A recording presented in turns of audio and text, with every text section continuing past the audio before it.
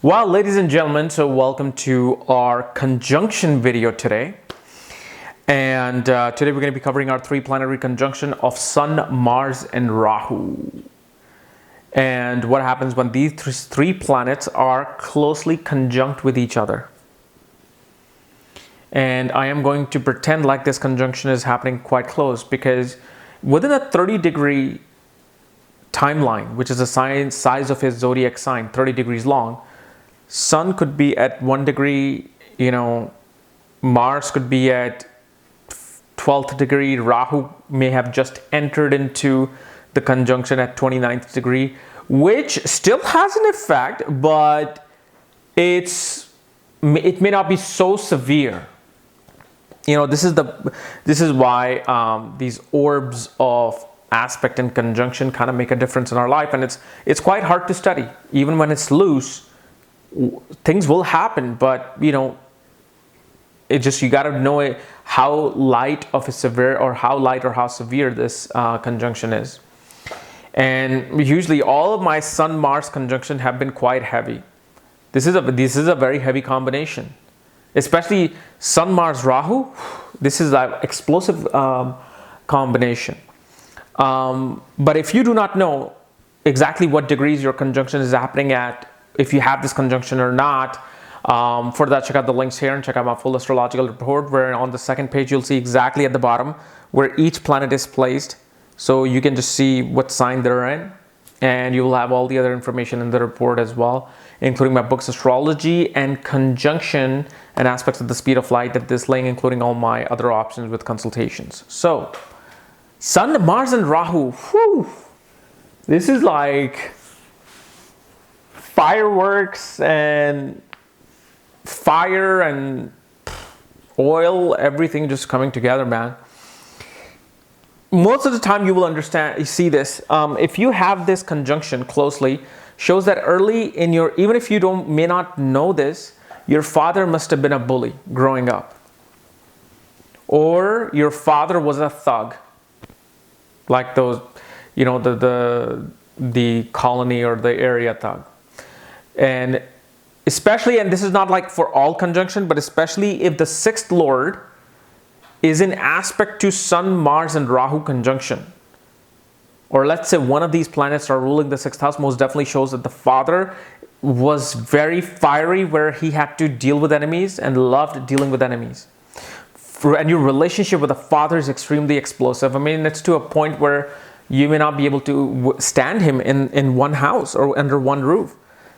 And I haven't come across too many people with this conjunction, to be honest, but some of them who I have studied were kind of left home early with power struggles with the father. Even when Sun is exalted, okay, in Aries, your ego will be too high, too explosive, too wide. It's like being in a presence of your father. It's like you're coming across some godlike figure. Like, your father may be very well disciplined, working in the government or military. He could be a police officer, a lawyer. Yet he will have this explosive personality, where everything is just very sharp, to the point, and if it's not to the point, it explodes. The anger of your father can, send somebody to hospital. But what happens, you got to understand, we are the creation of sun and moon. When sun or when moon was far enough where it could be the same size as the sun, through this illusion of our eyesight, eclipses were created. And that's when life was created, when sun moon came exactly together. So we are the creation of sun and moon. So this is why the behavior of your parents kind of becomes the behavior of you, the DNA of you. Like, even with my own kids, when I see them sleeping, okay, it's not like I can train them at 6 months and 18 months of age. The way they sleep like me. The way Pramila smiles, she smiles like me. This is something I don't need to teach her. It's already in her DNA. The way she lays down, the way she puts her head and she watches Her Elmo, I mean, it's like, wow, this is like me and my father watching Pramila. And this is where you have to understand that this fieriness of this conjunction is coming upon you as well.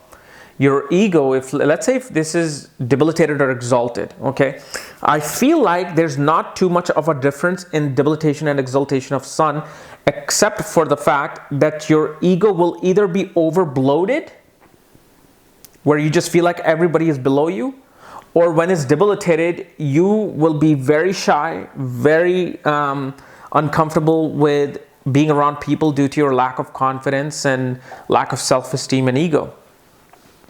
And it can, that emptiness of having that, not having that ego, can turn into an illusion of fire, meaning that you react with sudden anger. And with an exalted sun, it could be a person who just feels like they deserve everything and they need everything and they do not care for everybody. And everybody's kind of like shies away from them. But one thing you also have to know with this conjunction is that it becomes, both conjunction, whether sun is debilitated or exalted, it becomes very good in both cases. Like if it's debilitated, one will make more money than probably the exalted sun. Remember, debilitated planets actually give more money than exalted planets. So person with this kind of a debilitation of Sun, Mars, Rahu together can really be very good in business. He knows how to go around and make that big money. Exalted Sun will be more of like, I'm going to follow that order. I'm going to achieve that order. And I'm going to give that order. And most of the time, these people with exalted sun will be more inclined towards serving the higher purpose. Because remember, sun is now at its highest state, exalted state. So sun here wants to simply serve the higher purpose. And no matter who he has to destroy or who he has to throw its ego upon, it wants to serve the higher purpose. So kind of like government, working with the highest religious discipline, spiritual discipline. But money-wise, both can give money. Don't get me wrong on that. If this yoga is creating Dhan Yoga in your birth horoscope of Sun and Mars, in their Mahadasha and Antradasha, the money will start coming in. But like when the planet is debilitated, it learns other qualities than its original self to understand this world. This is why when job doesn't work out, this debilitated sun will be like, all right, let me try businessman. Let me sell something. Let me be good at sales. And Mars, as you know, represents technology. Mars represents engineering. Mars represents weapons. And Rahu represents sudden explosion, and Sun represents your ego, self-esteem, government authority. These are the people who are fascinated with weapons. They're fascinated with fireworks and explosions. They probably have collection of guns in their home, so I don't think you want to rob their home. Also, this is the kind of conjunction that can lead a person to use those weapons, use those things in a wrong way. But mostly, these are the type of conjunctions, if they happen, let's say in the 5th and 9th house, can make a person very technical. It's actually 3rd, 5th, and 9th house can give great technical skills. Whether it's skills related to film editing, photography, or film or computer engineering, software engineering. I mean, they're like up there with this combination. But remember, Sun is fire, Mars is fire. He's the god of fire and he's a god of warriors. And then Rahu is the energy that suddenly explodes everything. You know how Jupiter expands? Rahu explodes. So if you have this conjunction very closely, especially, ask your father if you have a good relationship with him. Hey dad, were you ever like a troublemaker or like, just a kind of a bully at one point? Yet, everything becomes very straightforward with these people. And these people are also, very much fascinated with explosives. They're fascinated with expansion, sudden expansion. And in 12th house, this can also make a person fascinated with astronomy, fascinated with, the nebulas, and I forgot, what do you call this one other thing when that star explodes? Because I remember I looked at one astronomer back in my astronomy class. I looked at one of the astronomers whose name was in the book, and I just researched, and he had that conjunction from the moon. It was in the 12th house. So they're fascinated with explosions, whether it's explosion in the sky or anywhere else. But very, very, fiery conjunction. Okay.